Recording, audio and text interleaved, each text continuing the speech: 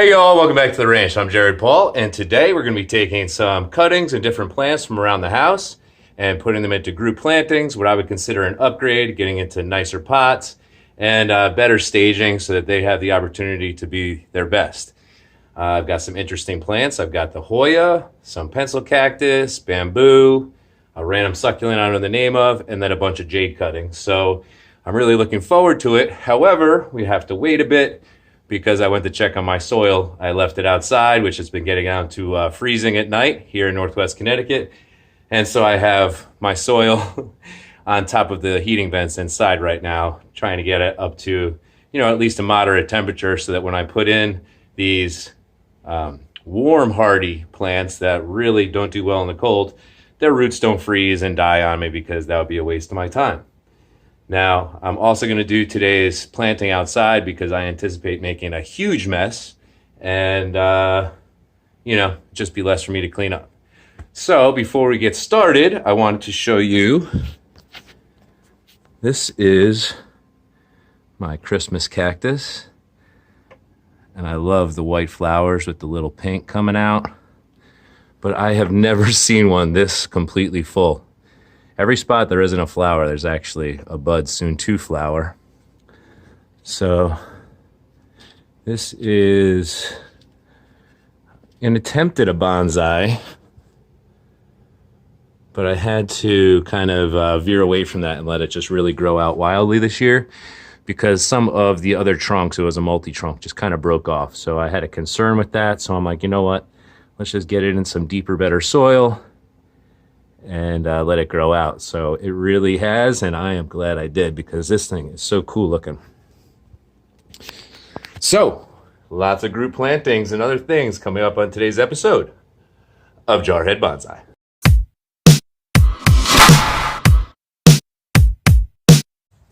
All right, y'all, so here we go. Up front right here, this was, or is, an antique Libra symbol planting. So you're supposed to have, with the Libras, you're supposed to have symmetry and balance, as the scale is our zodiac symbol. So, yes, you guessed it, I'm a Libra, so Laura got this for me. And it's really cool, but no plants have ever really cooperated by both growing simultaneously. So originally she had got me the Hoya plant and a string of hearts, and as much as I liked them both, they weren't really even, so it always kind of bothered me. So I took the string of hearts out and I took a cutting, my first time pruning the Hoya, and I put it over here, but the cutting rotted and did not take. So I probably watered it too much, or they're just not good with as cuttings, which I don't believe. They're probably good as cuttings. I did something wrong, I'm sure.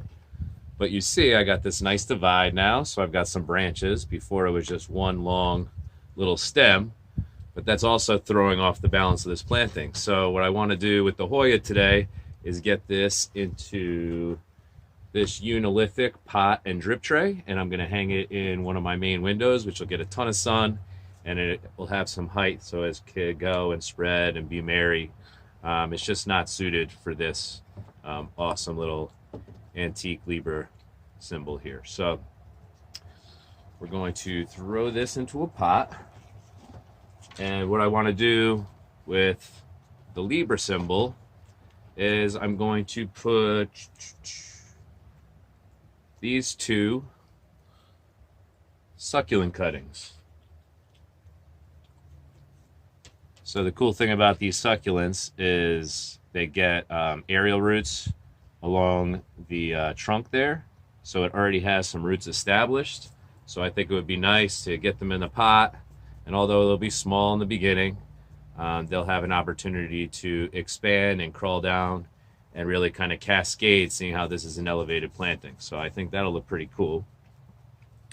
So luckily enough, the heating vents worked with my soil, and and I got it to warm up. It was nearly crisp and frozen, and I knew that wouldn't be good for these, these plants that like the warmth and the dry. They wouldn't want freezing cold, wet soil. It just wouldn't be a good start for them. So I'll get a little base put in both these pots. I ensured that these are both the exact same size pot as to keep the symmetry from side to side. And there's a little plastic drip tray inside here that they sit in so that the water doesn't go through and rot out this wood, because they're cool little wood buckets, almost like a half a whiskey barrel.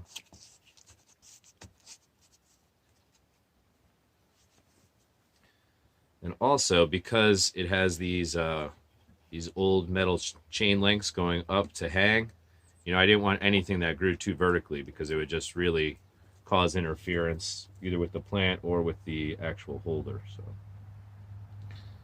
all right, I'm going to pull a few of the nodes off. I'm just going to twist them so that I have a little bit more trunk to work with, so I can plant it a little deeper in the soil. And you can lay these on some soil. They'll actually generate some roots, and over time they'll turn into something this size. But if you're not in a rush really and you just have tons of space, that's a smart choice. Otherwise, you can just chuck them, which I'm going to do. That's the beautiful thing about these succulents, is you can create as many or as little as you want. You could leave them be and let them grow wild, or you could prune them up as a bonsai. I do both. One of my favorite bonsais is Jade. It was one of my first as well, but it's really starting to get a nice woody trunk, nice full up top. I did a little post about it the other day. I was walking by and I was like, holy cow, this thing's incredible right now.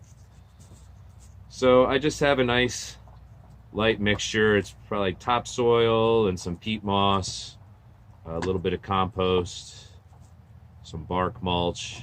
Nice and light for the thin, fine roots on these babies. So I'll just pop it in there. And boom, boom. And I'll do the same on the other side here. This one has a little bit more trunk. I'll just take a few off.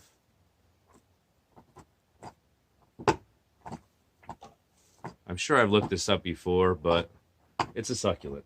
There's a ton of them, tons of different species. They're all fun, and they're all pretty low maintenance. You don't want them to dry out entirely, but especially when you're repotting them or rooting a cutting, you don't want them to be too wet, because they will absolutely rot on you.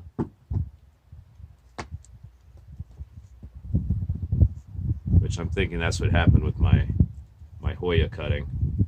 I just kind of got into the routine of doing my weekly waterings. During the summer, it's like every other day. You know, now that it's nearing winter, it's probably every 5-6 days I water. And, you know, they really don't need as much water as, say, like a grouping of trees or, you know, a plant that really drinks a lot. I have an avocado and black locust planting inside, and that really tells me when it's time to water, because the avocado starts to have limpy leaves. And those need a lot more water than these do. So yeah, I like that. Simple. It'll grow into something cool. And I can put it right back where it was. American Eagle up top. Nice little balance achieved once again. You may be noticing behind me, there's towels all over the railing, and yet it's not summer. Well, that's because I had a huge plumbing fiasco this week, and it still is not fixed. So on Saturday night, Laura and I settled down. We were doing yard work all day. We settled down to watch some TV. She threw in a load of clothes in the washer, and I said, I heard something in the kitchen, and I said, babe, are you like cooking something? It sounds like something's frying or something like that. And so we jump up and run in there, and the sinks were overflowing. So, yep, the washing machine was backing up into the sinks. So after 5 different attempts to get it clear, using a plunger, hot water, liquid plumber, pressurized CO2 over-the-counter type of thing. After all that, I called a plumber yesterday. They came out, a couple of great guys. They were only 4.5 hours late. But, you know, I was working in the tree farm and doing stuff around the ranch, so I didn't mind. I know it was Monday, and I called them, you know, so whatever. They came out. They were friendly. I felt like they did a great job. We ran the sink for 10 minutes, no backup. And, of course, they leave. I pay them. and my wife goes to do a load of laundry, and the sinks fill up again. So they're supposed to be coming back today at some point. They couldn't give me a definitive time, which I don't know what I was expecting. If I was expecting anything less than that, but so they're not leaving today without me running the washing machine, because the only thing worse than having to have them come back out and the problem not being solved is my wife had told me, hey, make sure that they do this and this and this. And I said, babe, they're professionals. They know what they're doing. I'm not going to follow them around and annoy them. Well, I had to say that she was right today, which was tragic.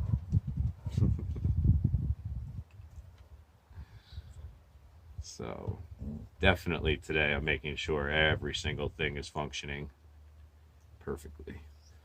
So boom, boom. So this, I'll show you probably on the conclusion, this hanging in the window. I think this pot is more suited. It's heavy duty, so it won't be tilting and leaning all over the place, and it'll give this the opportunity to go wild. Set that off to the side. The Hoya is only grown like indigenously in one region. Oh, so all the towels are there because they're drying out, because the sink overflowed, the washing machine, outgoing water overflowed the pipe.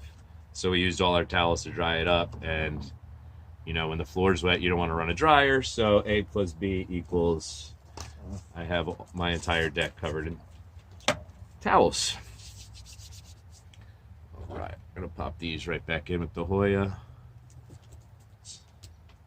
Piece of coral and a nice piece of round elliptical rock, I think, goes well with it. Okay, so we've got 1 done, 2 done. Let me make sure the camera's still on. All right, cool. So now I wanted to do a rather large planting.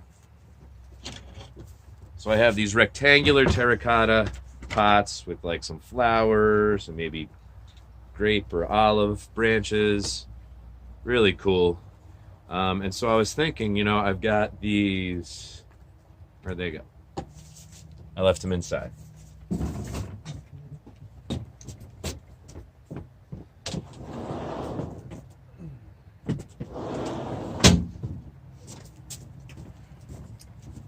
I have these bamboo cuttings that have rooted well in the kitchen, so they'll grow vertically.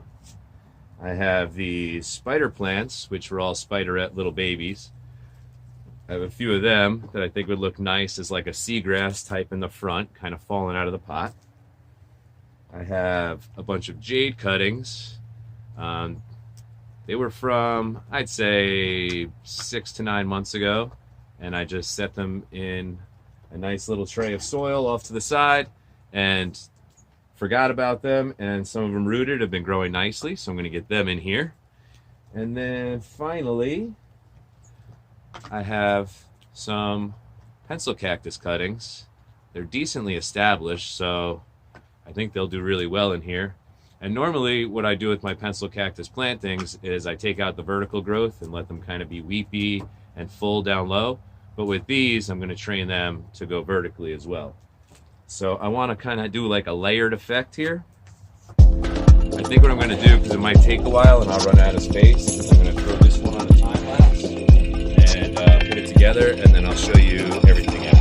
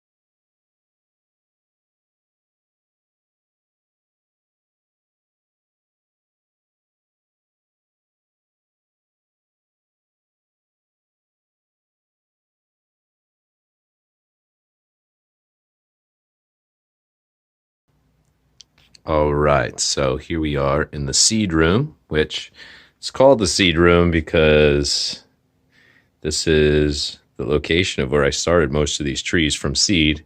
But that was over 2 years ago, so it just stuck. But anyways, here in the seed room, we've got the Libra balanced scale planting, and these are really cool. They get crawly and gnarly. I did a little pruning of the mother plant the other day. Laura and I did it. So if you want to go back and check out the channel, it's one of the recent videos. So these are a couple of cuttings from that. And I just imagine them branching off and crawling down these pots and it just being really attractive. Cool. These are my chili pepper plants, looking epic with flowers, but no fruit yet. Unlike my good buddy Ian at Back Garden Bonsai, who apparently has chilies everywhere. So I'm a little jealous, but that's all right. Over here, this was the last one that I hadn't talked about. I had done a planting with a cutting from one of Scott Winard's jades that he had sent from Sheffield, England to me. And for whatever reason, it was one of 3 that did not take. So I'm giving it another go in my favorite pot, my little duck pot, hanging out with Buddha. So this time I took a couple of my own cuttings. I removed the lower little leaves or nodes there, and I did a crisscross pattern and put them firm down in the soil. I think that might be a cool little attractive thing. Keep them short, and that crisscross design, maybe the trunks eventually join up or whatever. I like that. And moving right along, we got the Hoya, one of the prize spots in the house. So I'm not too much of a fan of the color of this pot, but it's fine.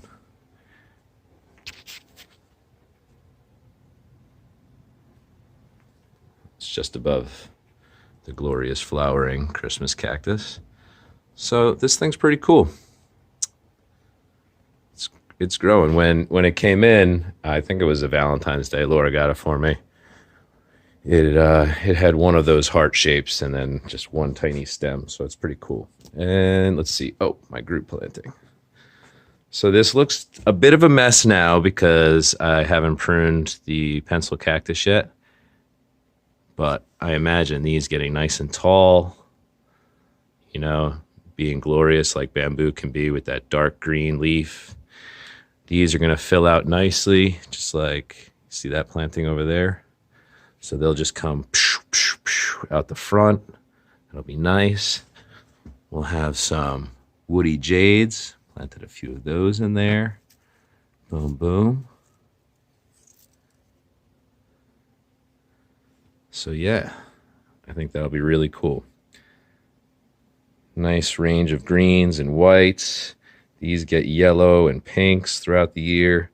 So all right, maybe I'm not going to retire and be a florist with my arrangements, but I think it's actually going to be a pretty cool planting. I did some groups of the bamboo, the most dominant single, some shorter ones, you know, just like a nice little tropical scene you find in nature. So, yes, that's going to do it for another episode of Jarhead Bonsai, y'all. I hope you enjoyed this. If you did, please subscribe and hit that notification bell. There is at least 3 videos to come each week. I'm also on Instagram if you want to find me there for some of the quick updates and pictures when trees are just looking their best. Oh gosh, yes, while I'm saying goodbye, let me show you that jade I was talking about. And then I'm going to get up out of here. So here it is.